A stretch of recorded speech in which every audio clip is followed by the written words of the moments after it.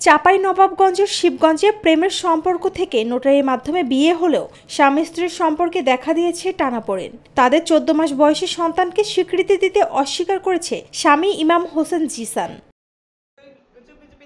2023 সালের 6 জুলাই তারা নোটারির মাধ্যমে বিয়ে করেন। পরে পারিবারিক চাপে তালাকের নোটিশ দিলেও বৈবাহিক সম্পর্ক বজায় ছিল এবং সন্তান জন্ম নেয়। কিন্তু এখন বিয়েকেই অস্বীকার করছে জিসান। এতে অনিশ্চয়তায় পড়েছে সন্তানের ভবিষ্যৎ।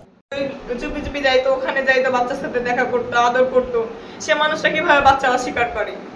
বাবা মার সামনে অস্বীকার করে, আবার গ্রামে কেউ যদি জিজ্ঞাসা করে বাচ্চা আমার, বলে আমার খালাতো বোনের বাসায় 3 দিন যে বাচ্চা দেখে এসেছে, আমাকে বলছে তুমি জামিলা তুমি ওকে নিয়ে যাও, আমি একটু দেখবো, দেখতে মন যাচ্ছে। আমি নিয়ে গেছি, দেখা করে আসছি, বাচ্চার সাথে কোলে নিয়েছে, ছবিও তুলালছে, যে একটা মামের একটা ছবি থাকবে, আমার 3 জনের একসাথে ছবিটা থাকবে, ছবিও উঠালছি। পরে এখন নাকি শুনছি বাচ্চা অস্বীকার করছে, আবার বিয়েটাকে অস্বীকার করছে, করলো রিলেশন করে। তারপরে হচ্ছে যে বাবা মার কথায় মারধর খেলো, সবই করলো। তারপরে ও আমাকে হচ্ছে প্রতারণা করে আবার আরেকটা বিয়ে করলো, আবার বাচ্চা অস্বীকার করছে, বিয়ে অস্বীকার করছে। কিভাবে এগুলো সম্ভব হয়? আমি আমার বাচ্চার কি চাই, যে আমার বাচ্চা বাবার স্বীকৃতি পাক, তার বাবার কাছে থাকুক। স্থানীয়রা বিষয়টিকে পারিবারিক দ্বন্দ্বে একটি নিরপরাধ শিশুর জীবন বিপন্ন হওয়ার উদাহরণ হিসেবে দেখছেন। এ ঘটনায় মামলা চলমান রয়েছে বলে জানান ইউনিয়ন চেয়ারম্যান।